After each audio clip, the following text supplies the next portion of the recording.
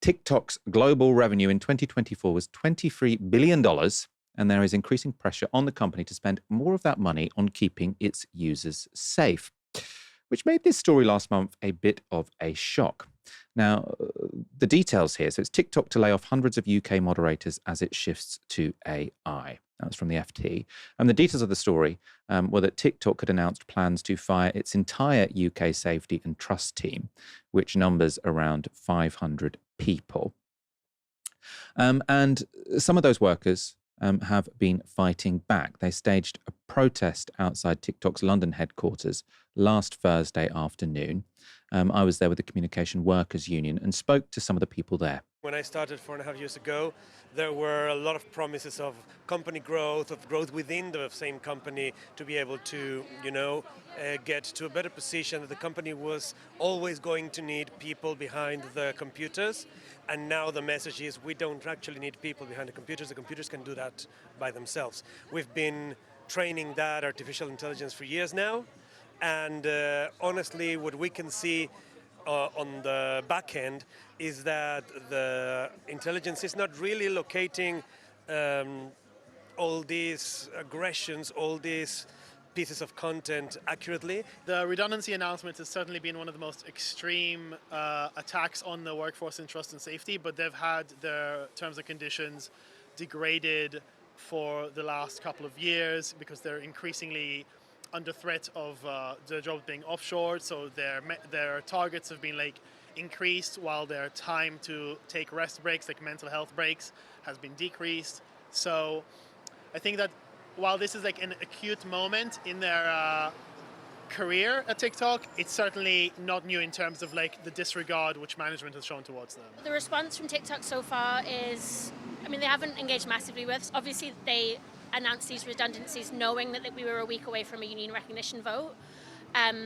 which we have evidence to believe was intentionally done to foil the vote. If these workers had been unionised, they would have had a much better chance of really negotiating something safe, like a safe exit from the business or redeployment.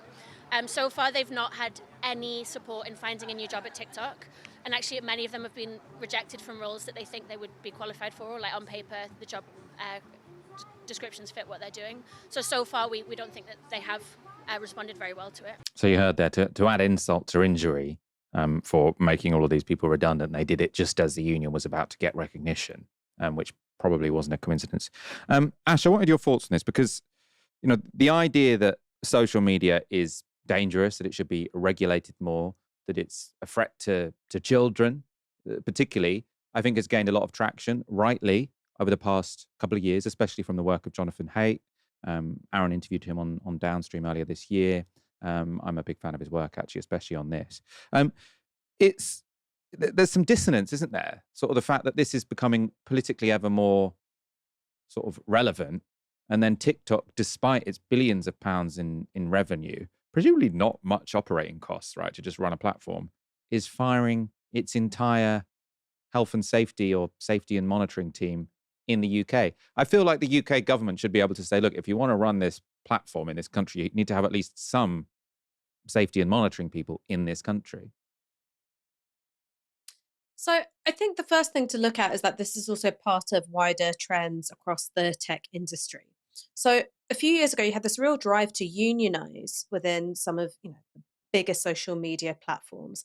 And the response, and I think that this is because it's also coming at a moment where the ability for AI to replace human workers, not as effectively, but sort of at least in a sort of shallow, perfunctory manner, that's really increased. So you're seeing these two things dovetail together, and I think that AI, particularly within tech, is being brought in to discipline workforces. So that means layoffs, that means undermining unionization drives, you name it. The second thing, though, that I really want to talk about is the particular role of using AI-enabled content moderation and what that can do and what it can't do. So one of the things that we've seen with TikTok in particular is that its approach to content moderation is very much based on using particular words to screen out and block content. So that's why you've ended up with this absolute abuse of the English language, where in order to get around these sort of forbidden words, people, instead of using words like kill or die, they use the phrase unalive.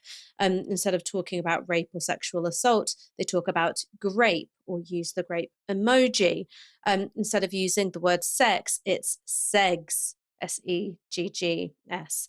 Um, and I don't think that that has made TikTok a better place to be necessarily. It's become this more infantilized place to be, while at the same time, you still have all these problems of, particularly for young people, you know, cyberbullying, the problems of low self esteem, the sort of corrosion of people's attention spans. Obviously, you still have TikTok being used as a way to sort of flood the zone with shit, quite frankly, and whether that might be sort of, you know, actively misleading news content on the one hand, or sort of, you know, the use of like fake podcasts and stunts by OnlyFans creators to sort of, you know, drive traffic towards, you know, their particular services. Really low grade misleading information, but you can't say the word sex. And I think that that is the direction of content moderation for TikTok. And I think that it is, I mean, I don't want to sound like, you know, Frank Herbert advocating the Butlerian jihad, but I can really see the ways in which AI is making us stupider, less critical, less literate as a culture. And I think if you combine that approach to content moderation with these generalized assaults on our attention span and critical capacity, I really do fear for the human race. I just think we're going to TikTok ourselves out of existence sometimes. I really worry about our collective brain power. Yeah, I mean, at Novara Media, we have a TikTok, we have an Instagram, we have an X. If you use those platforms, you should follow us on them. But if you don't use those platforms, do not start. I think there is a growing anti-social media consensus in Novara Media Towers, even though if you're on them, you might as well watch good quality content. But feel free to switch off as well. That might be better for your mental health.